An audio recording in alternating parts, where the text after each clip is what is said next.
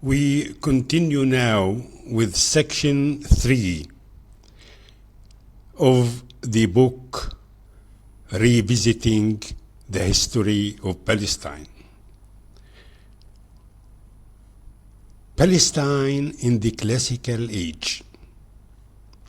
As centuries passed, Palestine became a meeting point for empires, not their center, but their bridge. Such empires, the Assyrians and Babylonians, these early empires left administrative systems, pottery, and trade routes. Their rule was harsh but short-lived, and they did not settle the land extensively. Then the Persian rule, more tolerant and decentralized, local communities maintained autonomy.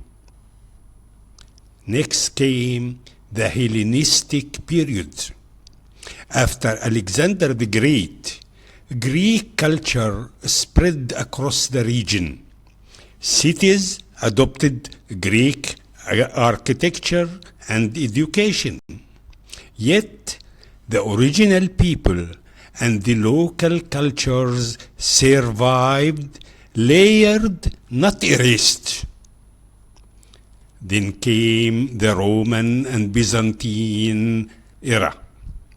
This period lasted centuries.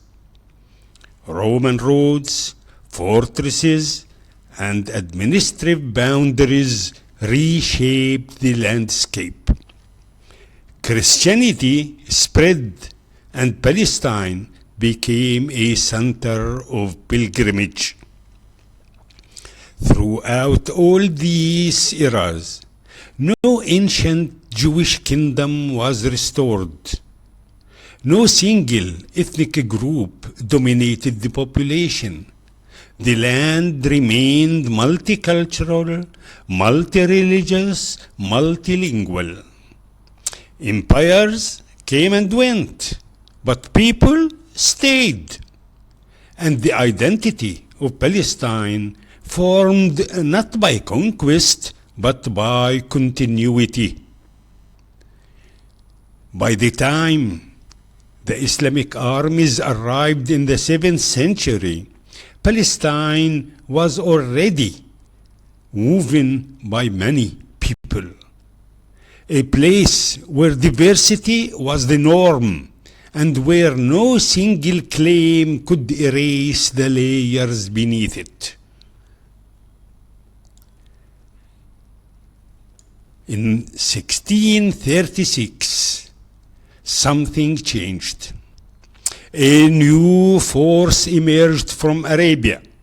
Not an empire, but a movement, a community united by faith, discipline, and a sense of purpose.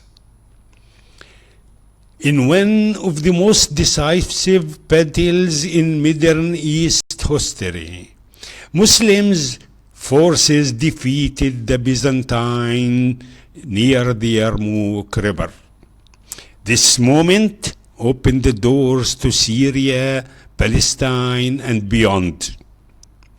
Palestine did not fall to destruction or mass displacement. Instead, what arrived was a new political order built on 3 principles: religious tolerance, lower taxation compared to Byzantine rule, local autonomy under a new administration.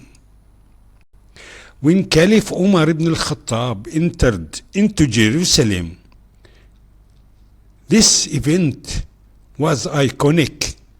He arrived not as a conqueror, but a humble leader.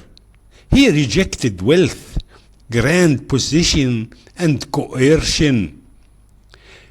The historical Ahd Umar, the covenant of Umar, granted protections to Christians and Jews. Their churches, monasteries, and sacred sites were saved.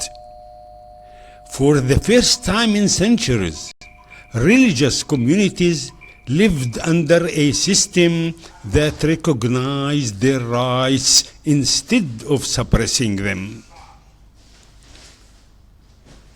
Why this era matters? The Islamic conquest did not erase Palestine's earlier layers, it recognized them. Local Christian communities continued their rituals. Jewish communities experienced relative stability. Arabic language became widespread. New cities grew, markets flourished, pilgrimage routes expanded. Islamic rule offered not a new identity, but the freedom for existing identities to breathe. Then came the Umayyads.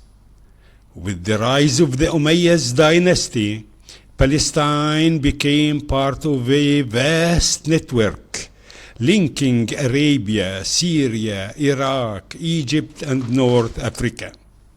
This was not simply a political transition, it was a cultural renaissance. One of the most sites in 1691, Caliph Abdul Malik commissioned one of the world's most remarkable structures, the Dome of the Rock. Its mosaics, inscriptions, and architectural harmony reflected a new artistic identity blossoming in Jerusalem.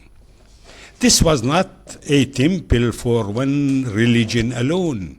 It was a monument expressing the continuity of monotheism, the unity of humanity, and the presence of Islam in a land shared by many. How was the life at that time of the Palestinians? Under the Umayyads and then the Abbasids, roads improved, markets expanded, scholars traveled across the region, Arabic literature, science, and philosophy blossomed. The population remained mixed. Christian, Jewish, Samaritans, and Muslim communities lived side by side. Let us look at some statistics of the population at that time. Before the Islamic conquest, Greek was the language for the administration. Syriac and Aramaic were spread in the rural areas. Hebrew was very limited. As for the ethnic distribution, at that time there were no Muslims. The majority was Christians, small, stable Jewish minority. In the Umayyad period, from 661 to 750, Arabic became the administrative language.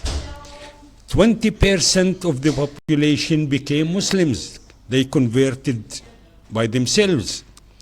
The majority still 65% Christians, 10% Jewish. In the early Abbasid period, around 50% became Muslims, 40% Christians, and 5 to 8% Jewish. By the late Abbasid period, Arabic was the complete language for everybody.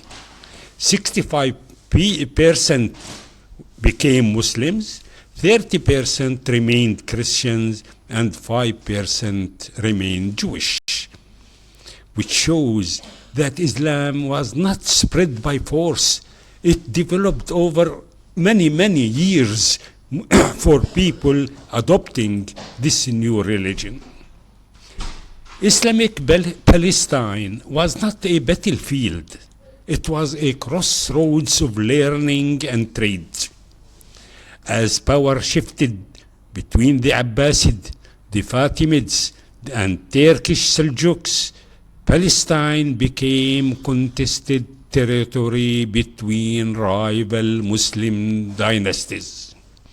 These struggles weakened regional unity and opened the door for a dramatic upheaval, the arrival of the Crusaders.